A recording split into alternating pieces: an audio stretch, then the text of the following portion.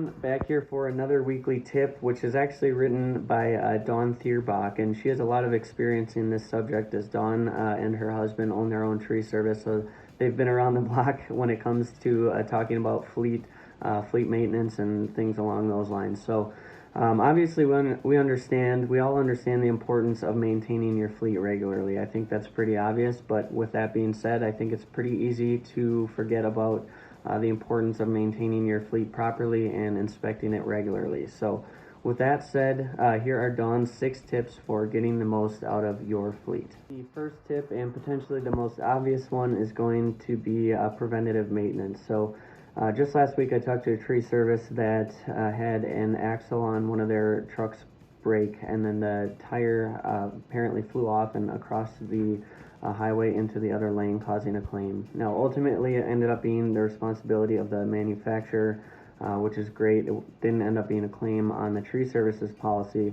but just a quick example of what something like a preventative check could do to limit something like that. And if you do have it logged, then you're obviously clearing any exposure to your own business if DOT or OSHA looks into what kind of preventative maintenance you're doing. So check out the examples that Dawn refers to in the article, like the high ranger, the chipper, and then the most obvious one I know is the BLT sandwich, the brakes, lights, and tires.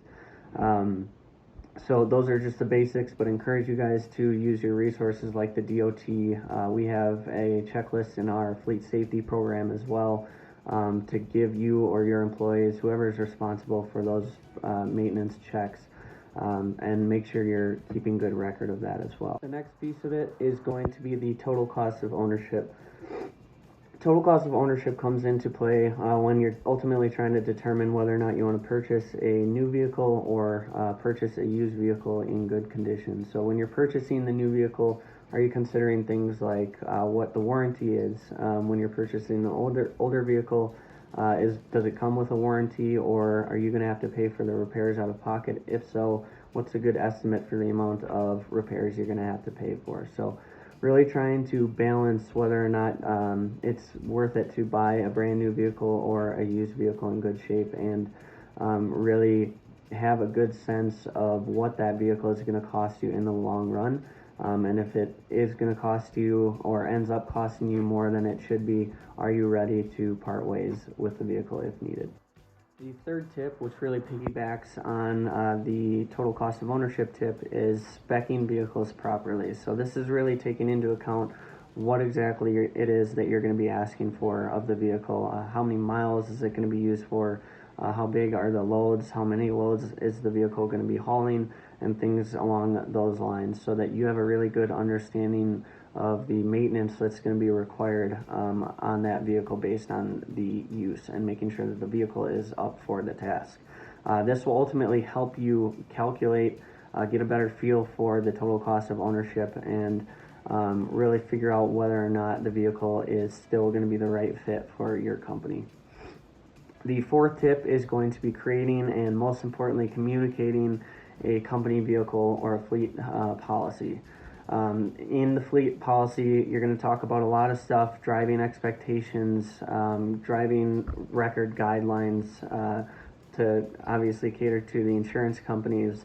You're going to talk about expectations for company employee use of company vehicles, maintenance, whatever it may be. You want to have a very thorough fleet safety program that is well communicated with the employees, so that they have a good understanding of your expectations as the company owner. We mentioned the brakes, lights, and tires, the BLT sandwich, but tip number 5 is so important that Dawn wanted to mention it again.